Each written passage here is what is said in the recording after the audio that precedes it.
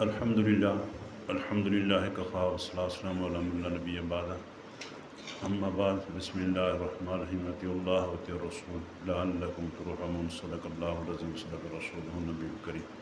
سارے احباب درود پڑھیں. اللہم صلی علی سیدنا مولانا محمد وعلی آل سیدنا مولانا محمد وبارک وسلم وصلی علیہ. میرے لیے انتہائی قابل احترام صدر وفد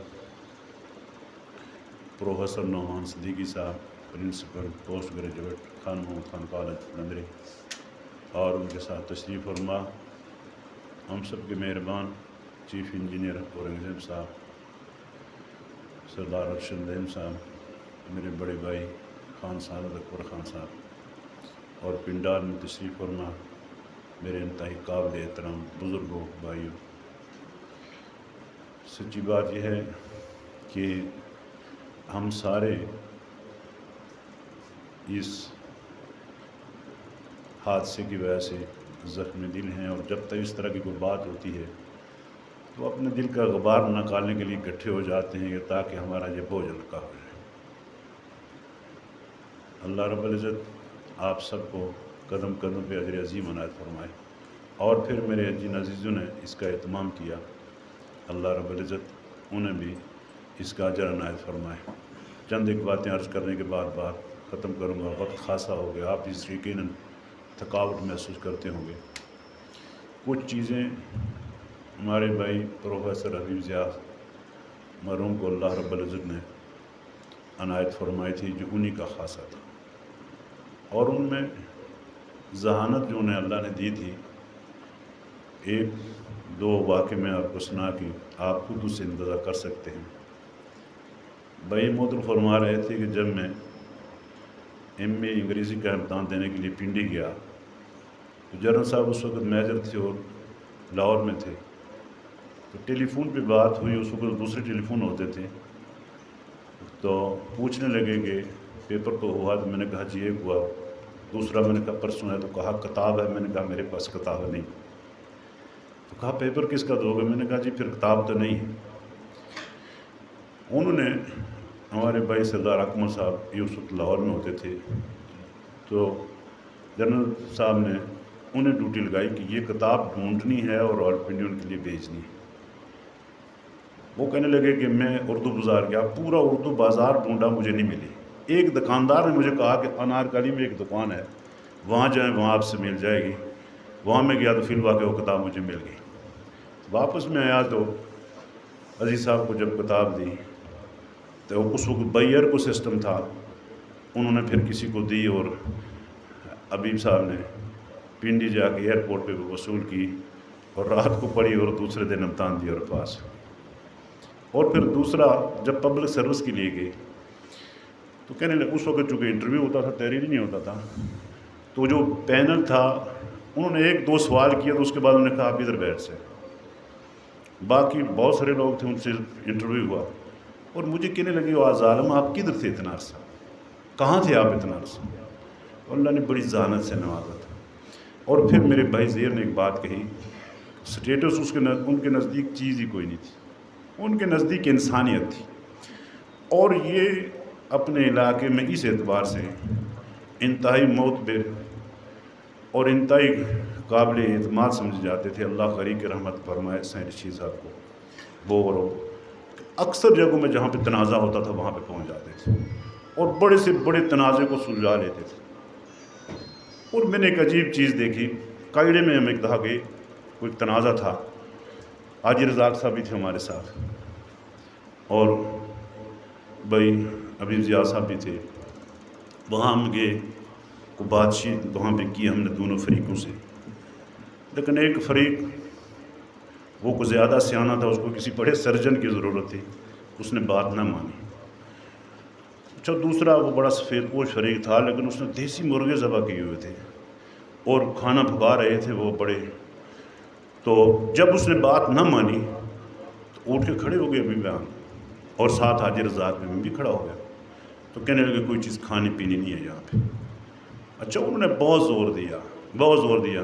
تو کہنے لگے اگر معاملہ حل ہو جاتا تو پھر ہم سارے بیٹھ کے کھا سکتے تھے، لیکن معاملہ حل نہیں ہو لہٰذا ہم نہیں کھائیں. ایک بات مجھے سمجھ میں آئی کسی اللہ والے کے پاس جب بھی کوئی جاتا تو وہ ہدیہ لے کے جاتا، اور وہ اسے کہتے تھے کوئی کام کی چیز لے کے آ کہ جو دوسروں کے بھی کام آ سکے۔ کوئی اپنے اپنے اوزار لے کے گئے، کوئی کینچی لے کے جاتا ہے، کوئی لے کے جاتا ہے، اور ایک بندہ سوئی لے کے گیا، اور اس سوئی کو انہوں نے بڑی خوشی سے قبول کیا۔ تو پوچھا انہوں نے کہ اس کو کیوں آپ نے قبول کیا؟ تو کہا یہ کپڑا جوڑنے کے کام آتی، کپڑا جوڑنے کے کام آتی۔ اب اس پہ ایک عجیب بات میں عرض کروں گا کہ سوئی کپڑا جوڑتی ہے اور سب بندوں کے لیے وہ صدر ڈھانپنے کا کام کرتی ہے، لیکن خود سوئی ننگی ہوتی ہے، خود سوئی ننگی ہوتی ہے۔ جو دوسروں کو ملاتا ہے اگر اس کا کوئی مقصد ہو تو وہ ہو ہی نہیں سکتا۔ جس طرح سوئی بالکل خالی ہے، سارے کپڑے سیے گی لیکن اس کے پلے کچھ نہیں ہوگا، اسی طرح منصف مزاج آدمی اگر کوئی لالچ اس میں نہیں رکھتا ہے، اللہ اس کو پھر دو بندوں کو جوڑنے میں اللہ جو ہے قوت بھی دیتے ہیں، حکمت بھی دیتے ہیں، اور اس اعتبار سے یقیناً ان کی بہت خدمات ہیں۔ نبی کریم صلی اللہ علیہ وسلم فرمایا کہ میں تجھے ایسا عمل بتاؤں کہ جو نماز، روزہ، زکوٰۃ ہے جن سب سے زیادہ ہے۔ صحابہ بڑے فکر مند ہوئے کہ کون سا عمل تھا؟ فرمایا دو مسلمانوں کو راضی کرنا ساری عبادات سے افضل ہے۔ اس اعتبار سے اس پہ ان کی بڑی خدمات ہے۔ اللہ رب العزت ان کی ان خدمات کو قبول فرمائے۔ اور احساس ذمہ داری کے حوالے سے ایک بات عرض کروں گا۔ ایک دفعہ فرمانے لگے کہ کالج میں تھے ہم، تو اللہ کرے کہ رحمت کرے، پروفیسر علیم صدیقی صاحب وہ پرنسپل تھے، تو کہنے لگے ابھی بیان کہ معمول تھا ہمیشہ کہ گھنٹے سے پہلے ہم پہنچ جاتے تھے، لیکن اس دن ایسا ہوا کہ شاید گاڑی نہیں ملی ہے، جو بھی صورت ہوئی، کچھ 5-7 منٹ تاخیر سے میں پہنچا۔ تاخیر سے جب میں پہنچا تو مجھ سے پہلے حلیم صدیقی صاحب پہنچ چکے تھے۔ کوثر صاحب کو اللہ خری کی رحمت فرمائے، ان کی کالج کی زندگی کوثر صاحب ساتھ، اور کالج سے باہر نکلے تو سائیں رشید صاحب ساتھ ہوتے تھے۔ تو کوثر صاحب بھی پہلے پہنچ کے میں لے گیا، تو دوسرے یا تیسرے پیریڈ میں تھے تو رحمان بھائی تھے وہاں پہ۔ پروفیسر علیم صدیقی صاحب نے انہیں بلا اور کہا کہ چائے لے آؤ۔ چائے لائی اور کہا جاؤ زیاد صاحب کو بلا کے لاؤ۔ تو وہاں پہ بیٹھے اور چائے پی رہے تھے، تو چائے پی آخر پہ انہوں نے مجھے کہا کہ خیر تو تھی نا، کوئی تھوڑی تاخیر ہوئی تو میں نے اس لیے آپ کو بلایا کہ کہیں کو پریشانی تو نہیں تھی۔ کہنے لگے وہ آخری دن تھا کہ جس دن میری تاخیر ہوئی، اس کے بعد میں کبھی تاخیر سے نہیں گیا۔ کیا میں اور آپ اپنی ذمہ داری اس طرح پوری کرتے؟ لہٰذا جب اس طرح کی ذمہ داری پوری کریں گے تو یقینی بات ہے پھر لوگ ہمیں بھی خیر کے نام سے یاد رکھیں گے، نہیں تو کل وہ سارے کے سارے جن کے آج ہم فہرست بیان کر رہے ہیں وہ برزخ میں، کل ہم سارے برزخ میں، ہاں یہاں ہماری جگہ کوئی اور ہو، یہاں ہماری جگہ کوئی ہوگا۔ اس اعتبار سے میری آپ سے گزارش ہے کہ کم از کم دو مسلمانوں کو جوڑنے کا جو سلسلہ ہے اس پہ ہمیں ہمیشہ کوشش کرنی چاہیے اخلاص کے ساتھ، اور یہ بہت بڑا نیکی کا عمل ہے، بہت بڑا نیکی کا عمل ہے۔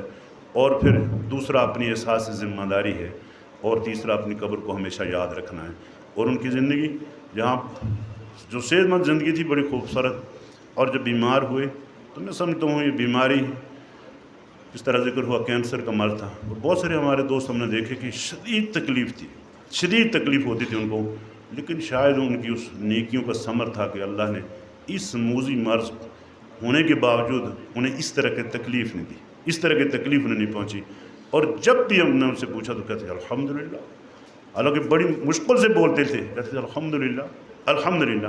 اور اللہ رب العزت نے اس مختصر بیماری میں جتنے بھی تعلق والے تھے بار بار جا کے ملاقات ہوئی، بار بار ان کے ساتھ گفتگو ہوتی رہی، اور پھر خاص کر کے میں یہ ذکر نہ کروں یقیناً تو زیادتی ہوگی، میرے عزیز بھائی پروفیسر عامر، میرے عزیز بھائی عمران اور ان کے گھر والے، اللہ ان کی زندگی میں برکت عطا فرمائے۔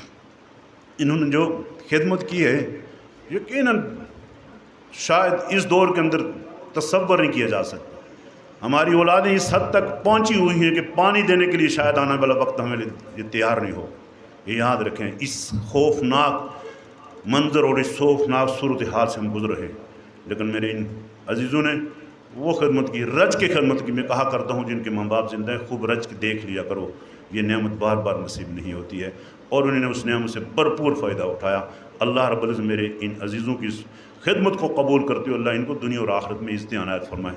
رسول اللہ نے فرمایا جب کوئی بیمار ہوتا ہے فرمایا اس میں کوئی شکوہ نہ کرے، اللہ سے جزا فضا نہ کرے، فرمایا اللہ رب العزت جب اس کو اپنے پاس اٹھا لیتے ہیں اس کے سارے گناہوں کو معاف فرما دیتے ہیں، اور فرمایا اس کی وہ آخری بیماری ہوتی اس لیے کہ جو اللہ اس کو مقام دینا چاہتے ہیں وہاں تک اس کا عمل نہیں ہوتا، اللہ رب العزت پھر بیماری لگا دیتے ہیں، اس کی وجہ سے اللہ ان کو وہ مقام جس مقام پہ پہنچتے پھر اللہ ان کو اپنے پاس بلا لیتے ہیں۔